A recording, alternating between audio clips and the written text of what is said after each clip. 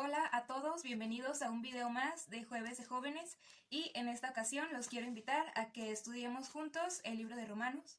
El día de hoy será el capítulo 1, versículos 1 al 12. Empezaré dándole lectura al pasaje. Pablo, siervo de Jesucristo, llamado a ser apóstol, apartado para el Evangelio de Dios, que él había prometido antes por sus profetas en las Santas Escrituras, acerca de su Hijo, nuestro Señor Jesucristo, que era del linaje de David según la carne, que fue declarado Hijo de Dios con poder según el Espíritu de Santidad por la resurrección de entre los muertos, y por quien recibimos la gracia y el apostolado para la obediencia a la fe en todas las naciones por amor a su nombre, entre las cuales estáis también vosotros, llamados a ser de Jesucristo.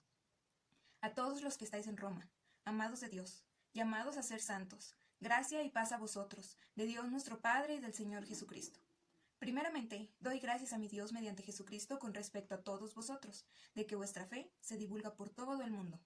Porque testigo me es Dios, a quien sirvo en mi espíritu en el Evangelio de su Hijo, de que sin cesar hago mención de vosotros siempre en mis oraciones, rogando que de alguna manera tenga al fin por la voluntad de Dios un próspero viaje para ir a vosotros, porque deseo veros, para comunicaros algún don espiritual a fin de que seáis confirmados.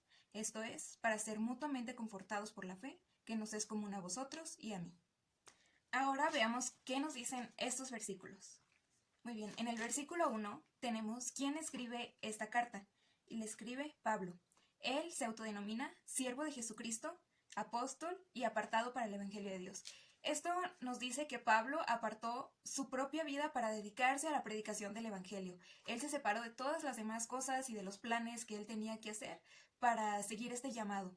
Y pues lo recibió del mismo Señor Jesucristo, a quien él sirve, por eso se presenta como siervo. Pablo también nos explica acerca de qué, o mejor dicho, de quién trata este evangelio para el cual él apartó su vida. En los versículos 2 al 4 nos enseña que este evangelio ya había sido prometido desde los profetas en las Escrituras, es decir, en lo que ahora nosotros conocemos como el Antiguo Testamento.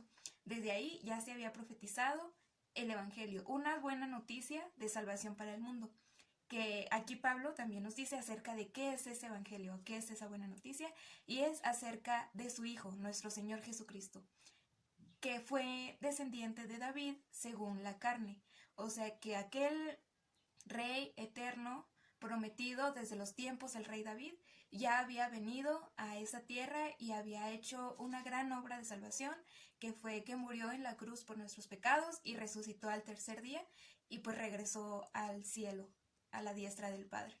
Entonces, este pasaje nos recuerda que el Señor Jesús fue completamente humano al ser descendiente de David, según la carne, pero también que Él era el Hijo de Dios, o sea, también era Dios, y eso fue comprobado con mucho poder cuando Él resucitó. Él venció la muerte y sabemos que el único que tiene el poder para vencer la muerte es Dios. Así que el Señor Jesucristo vino aquí a la tierra completamente hombre y también siendo completamente Dios, y resucitó de los muertos. También Pablo nos recuerda que debemos tener una obediencia. En el versículo 5 dice, y por quien recibimos la gracia y el apostolado para la obediencia a la fe en todas las naciones. El llamado que nos hace el Evangelio es a la obediencia. Esta obediencia viene como una consecuencia de la fe, de haber tenido fe en el Señor Jesús, de haber creído en las buenas noticias que Él tiene para nosotros.